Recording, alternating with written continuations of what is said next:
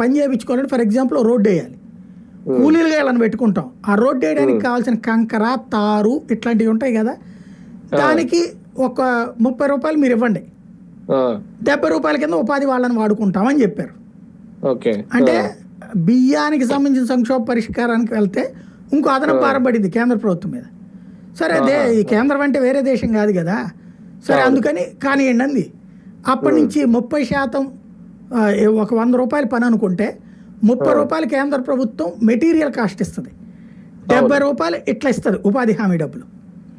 అయితే ఇక్కడేమైంది, ఉపాధి హామీ అని చెప్పి నిజంగా ఏం చేస్తున్నారు ఇక్కడ వీళ్ళు తెలివిగా, బియ్యం మానేశారు నిదానంగా, దాని బదులు డబ్బులు తీసుకోవడం పెట్టేశారు. రేటు 250 రూపాయలు అయింది, 250 రూపాయలకి ముఠా కూలి ఎవరు దొరకట్లా. కాబట్టి ఏం చేస్తున్నారు వీళ్ళు, కాంట్రాక్ట్ ఇప్పుడు 1,00,000 రూపాయలు అయ్యే పనిని 1,50,000 రూపాయలు రాసి ఇందులో 40,000 50,000 రూపాయల మెటీరియల్ కాస్ట్ కేంద్ర ప్రభుత్వం దగ్గర నుంచి తీసుకుని మిగతాది కూలీలకి బియ్యానికి బదులు డబ్బులు తీసేసుకుంటున్నారు.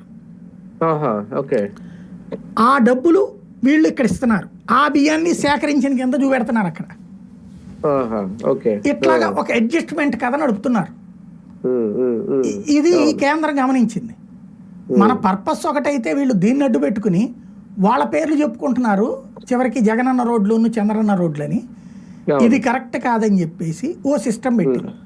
నీకు ఒక పని అప్ప చెప్పామంటే, కాంట్రాక్ట్ ఇచ్చావంటే నువ్వు 30% మెటీరియల్ కాస్ట్ మేము ఇస్తాం, మిగతా 70% కూలీల కాస్ట్ నువ్వు ఇచ్చావు కదా నాకు లిస్టు, ఆ కూలీల లిస్టు పంపించి నాకు, వాళ్ళ బ్యాంక్ అకౌంట్ లిస్ట్ పంపించి నాకు, కూలీ ఆ రోజు పని అయిందని నువ్వు సర్టిఫికేట్ పంపించగానే ఆ కూలీల అకౌంట్లో మేము డైరెక్ట్ డబ్బులు వేసేస్తాం, నేరుగా వాళ్ళ అకౌంట్లో పడిపోతాయి, నీకు ఇయ్యం అని చెప్పారు.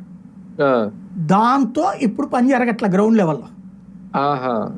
దాంతో ఇప్పుడు వీళ్ళు చెప్పిన లెక్క 11,000 కిలోమీటర్లు ఎంత ఇయ్యాలనుకుంటే 5,000 కూడా కాలేదని ఈనాడే రాసింది. అయితే అసలు విషయం రాయకుండా అందులో ఏదేదో రాసుకొచ్చారు. అసలు ఇది దీంట్లో మేబీ నేను అనుకోవడం, చంద్రబాబు గారు ఆ కేంద్ర ప్రభుత్వం దగ్గరికి వెళ్ళి, అయ్యా ఆ డబ్బులు ఏదో ఇచ్చేసేయండి అయ్యా, మీరు వాళ్ళకి అకౌంట్లో వేస్తే మాకు ఇక్కడ పని జరగదయ్యా అని చెప్పుంటారు. ఓకే సార్, ఫైనల్ గా ఎన్డీఏ కూటమిలో చంద్రబాబు గారు ఒక కీలక పాత్ర పోషించబోతున్నారనే ప్రచారం మొన్న ఇల్లు కలవడం ఏమన్నా ఉందా వాస్తవం? మీరు మరీ ఎక్కువగా కలగంటున్నారండి, తెలుగుదేశం వాళ్ళు కూడా కలగనట్లేదు అది. ఎందుకంటే ప్రచారం కూడా తక్కువే అది. గతంలో అయితే గనక ఒకప్పుడు ఎన్డీఏ బలహీనంగా ఉన్నప్పుడు సాధ్యం, లేదా నాయకత్వం మొహమాటానికి పోయే నాయకత్వం అప్పట్లో అద్వానీ. నెక్స్ట్ వరుసగా ఎలక్షన్లు అయి ఉన్నాయి కాబట్టి బాబు గారు